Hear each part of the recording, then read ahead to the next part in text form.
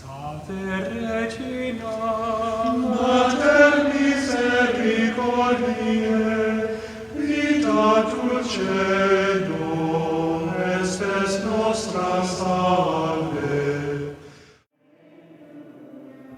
The Lord be with you. A reading from the Holy Gospel according to Matthew.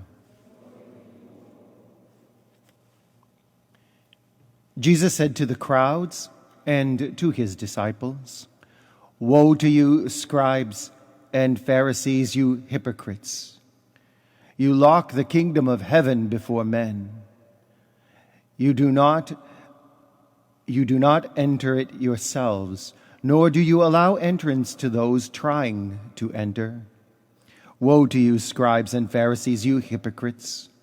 You traverse sea and land to make one convert, and when that happens, you make him a child of Gehenna twice as much as yourselves. Woe to you, blind guides, who say, if one swears by the temple, it means nothing, but if one swears by the gold of the temple, one is obliged. Blind fools, which is greater, the gold or the temple that made the gold sacred? And you say if one swears by the altar, it means nothing. But if one swears by the gift on the altar, one is obliged. Blind ones, which is greater, the gift or the altar that makes the gift sacred? One who swears by the altar swears by it and all that is upon it. And one who swears by the temple swears by it and by him who dwells in it. One who swears by the heavens swears by the throne of God and by him who is seated on it." The Gospel of the Lord.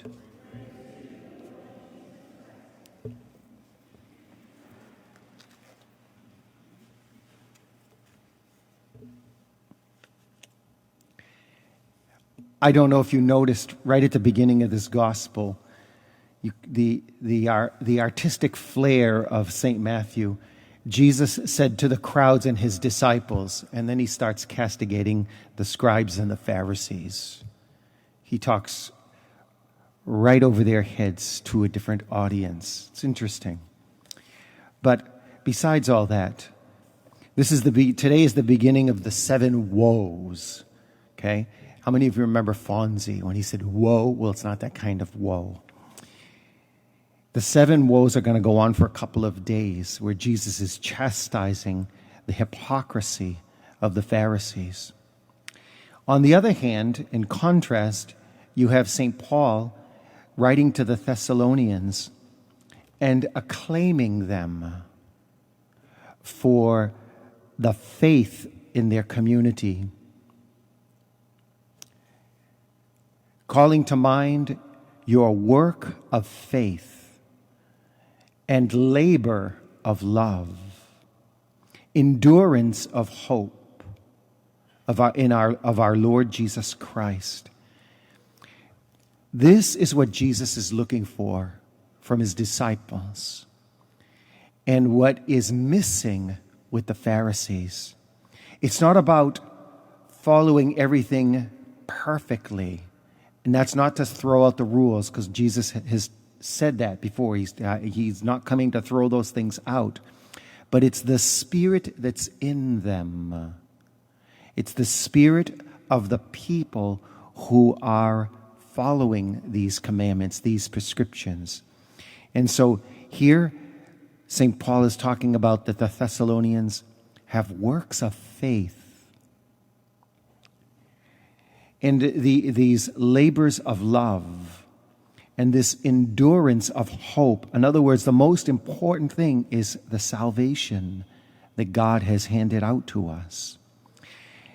And I was led to look at Galatians chapter 5, verse 22. The fruit of the Spirit that is the underpinning of everything.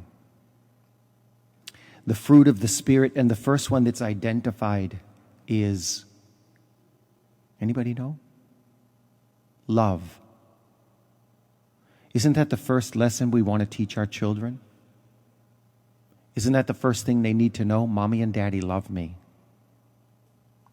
Isn't that how the Ignatius Exercises starts?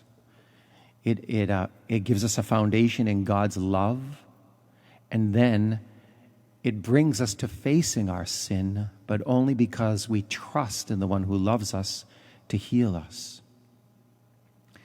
And just before this passage of woes, Jesus speaks the great commandment: love the Lord your God and your neighbor as yourself. This is where he really wants to go. And so he castigates the Pharisees for their hypocrisy and for their exacting of legalistic principles.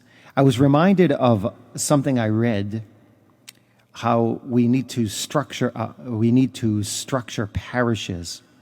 One of the things that we do, we have a tendency to do, especially as Catholics, we have things like canon law, we have liturgical laws, we have all this stuff, and so there's nothing wrong with that. We need that, but we have a tendency to be litigious before we're loving. And so we demand that somebody believe and behave before they can belong. And what's interesting is the way people come to understand God and actually come to be feeling welcome in a church. They need to be befriended first and given a sense of belonging. And in the security of that, the belief and the behavior can manifest itself. But it all begins in love, that first of the fruit of the Spirit. And so the litmus test for our journey away from the woes and our journey to be a true disciple of Christ, we might want to look at that at Galatians chapter 5 today. And I'll read you the list: love, joy, peace, patience, kindness, generosity, faithfulness, gentleness, self-control. What's interesting in this whole list, St. Paul calls this the fruit of the Spirit. It's not plural, it's one. It's like a pomegranate. It's one fruit, but with many segments that are required for the integrity of the fruit. Multifaceted, beautiful. But all this also, this fruit of the Spirit and what Jesus is looking for, it all refers back to a few chapters ago to the Beatitudes. Poor in spirit, those who mourn, the meek, just to state the first three. And so this is how we make converts, Jesus is saying, that we display these things first. Isn't that what the martyrs did? No matter how they were treated, they uncompromisingly displayed the fruit of the Spirit and the love of God. There is the challenge for us, not easy to do. Regina Celi, letare, alleluia, qui